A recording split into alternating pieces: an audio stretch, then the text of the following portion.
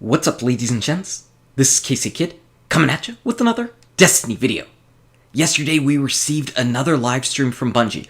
It was called New Things to Earn, and what they ended up doing was showcasing a number of different things that we're actually going to be striving for in the April 12th update.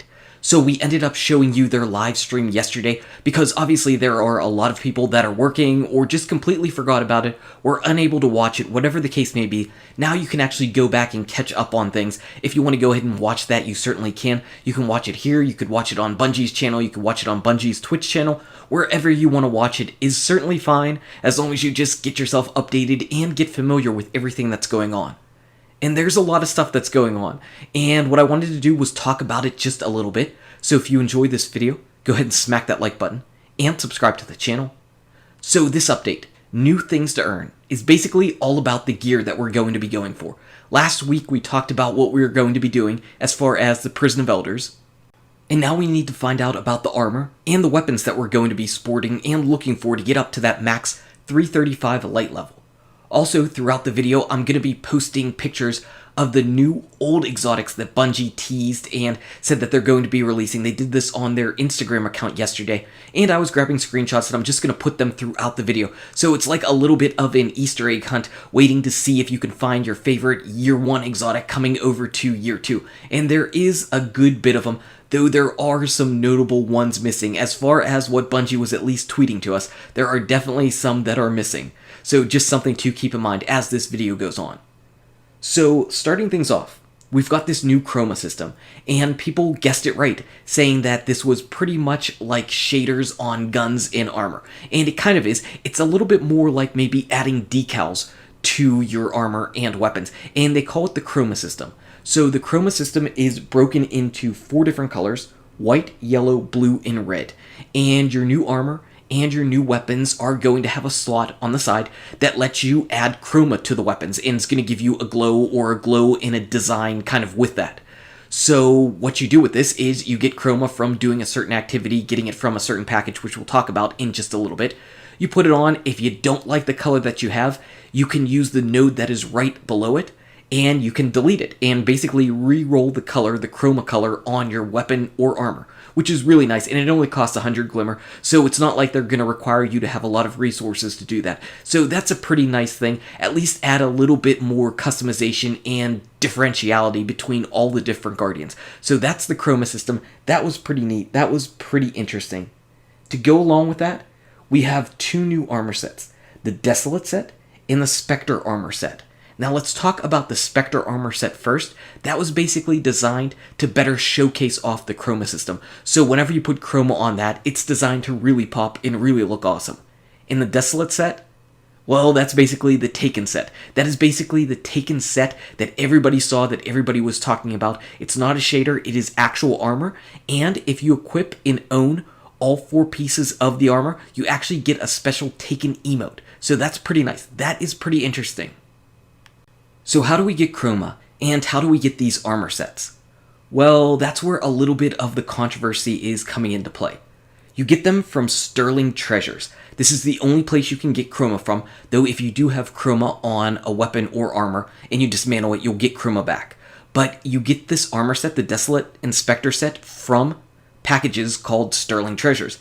And you actually get 3 of these per week. You get it from doing the Prison of Elders, the matchmaking Prison of Elders, not the high-level challenge Prison of Elders. You get it from that. You get it from doing the weekly Crucible event, not the weekly Shaxx bounties, but the weekly event that's out on the main page. And your Postmaster is going to have one each week. Now, I heard that this is per character, so that means you could potentially get 9 per week, which is definitely nice. It's definitely nice. We'll have to wait and see on that. But you can also get them from the Eververse Trading Company, and a lot of people are upset about that. I'm not a big fan either. I am not a big fan of this either. I'm not a big fan at all. Now, whenever you get them, they come at 3 light, so Deej was saying these are just vanity items, and I understand that. I understand that these are not the gear that's going to get you to max light level, but they can be infused up. They can be infused up to max light level. What kind of slippery slope are we starting on if we do this? Because this gear can potentially get upgraded and get you up to max light. I mean, you're not going to be able to buy it for max light, so it's really not pay to win. It's pay to erase a little bit of a grind, but I'm not a big fan of this method in general. I don't like where this could potentially take things in the game, because you're now going to be able to purchase and get gear that will potentially be on characters at endgame. It will potentially be on characters at endgame, and I don't think the community should sit for that.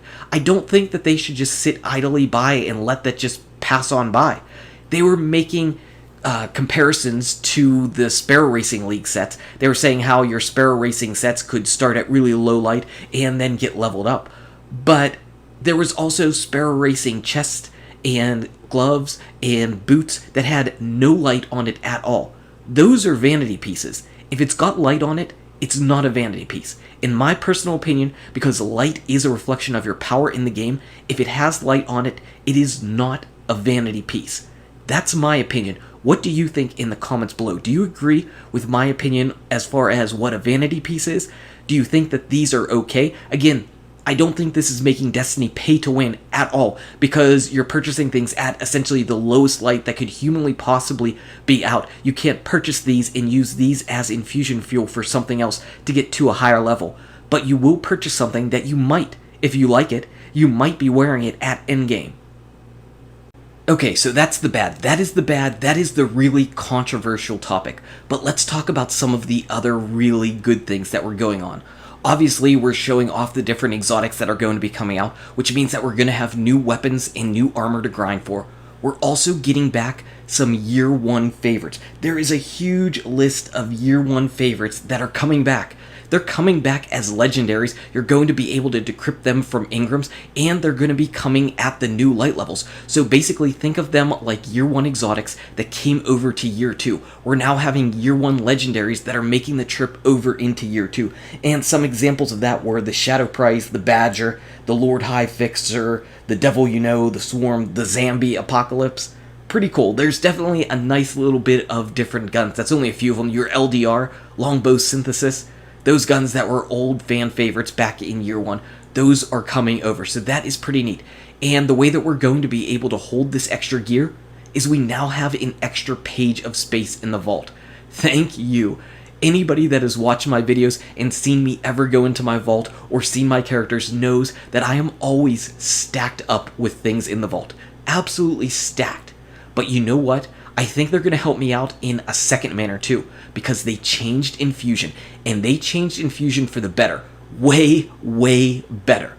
So now if I happen to have a piece of 304 exotic gear, and I have a 310 legendary, and I try to infuse that 310 legendary into my 310 exotic, I will not hit 310. I won't hit 310 on that exotic that I'm trying to level up, but now I will. Now I will. Now your infusion goes 1 for 1. So if you infuse a 310 item into something that's lower, the new item is going to turn into a 310 item. So that is awesome. That means to me, I don't need to save all this extra gear as potential infusion fuel for the later dates. I don't need to save them. I can just go ahead and use them right away, and the next time I get an exotic or legendary up at 310, 320, 330, I can go ahead and level it up, and that's really nice. And we're going to be getting a lot of high-level gear. There's a lot of places that you can get high-level gear from now. The Kingsfall Hard Raid is actually going to drop gear at 335. They made mention that it was going to be 330 in the last update, but with a hotfix that's going to come out after the April 12th update, you're going to be able to get 335 gear from the raid, which is awesome. You're going to be able to get 335 gear from Iron Banner, Trials of Osiris, Strike unique weapons. We're going to talk about that in just a second. Your exotics, your exotic engrams that you turn in and get exotics from, potentially 335. Your Court of Orcs artifacts, they're going to be potentially 335. And, of course, the Prison of Elders, the challenge mode, whenever you turn in your card to get a guaranteed weapon or armor. All places that you can get 335 max gear, which is really nice. And so you know how we talked about strike-specific gear dropping up to 335? So you can definitely go ahead and run your Vanguard strikes and get anything that you want, potentially up to 335 as long as it's the strike-specific gear. But you know what's going to become really, really useful? The Nightfalls. The Nightfalls, because they get increased drop chances for that type of gear. So whenever I run a Cabal strike, I'm going to be getting treads upon stars up to, potentially, 335. I'm going to be having primary weapon infusion fuel for days. For days, it's going to be awesome. So it's going to give you a reason to, 1, do the Nightfalls, and 2, if you already did the Nightfall on your character, you can still go ahead back into it. If one of your buddies is like, hey, do you want to do the Nightfall? You can now probably say, yes, I would like to do it, because you still have a chance of helping yourself endgame, even if you finish the Nightfall, just because you could potentially get one of those strike-specific drops. So that is awesome. Nightfalls are going to be useful again, and you were never able to get something this high level at Nightfall before. So really nice. So there's a lot of good things. One really controversial thing. One thing that just is not going to sit well with people. And I'm really going to be curious as to what the backlash is and what Bungie's potential response is. I don't imagine that they'll change anything, especially at this stage of the game. But you never know. You never know what could happen. So we're just going to have to wait and see on that. There is a lot of positives, though. A lot of positives. I would have liked to see some new exotic gear. If there's brand new exotic gear, I didn't hear of it just yet, not at the time of making this video, only returning old gear, and, we're still missing some favorites, as I said, but you saw pretty much everything that Bungie was tweeting out as far as putting it up on Instagram. So there's a lot of cool things that are coming back. We don't know what kind of new changes this gear is going to have. I imagine that there is some of this gear that's going to have some new perks on it, just like a lot of the other weapons that made it into Year 2, so that's going to be really nice. There's just a lot more to look forward to. And next week is the final stream. It's going to be about the Crucible updates. It's going to be about the subclass updates. So there's going to be a lot more talking points to come. Anyway, guys and gals, thank you so much for watching. If you enjoyed this video, smack that like button. Subscribe to the channel to keep updated on daily Destiny content. Check out these awesome videos. Good luck with your raids, your drops, the Taken King, and I'll see you around in Destiny. Eververse. Paperverse?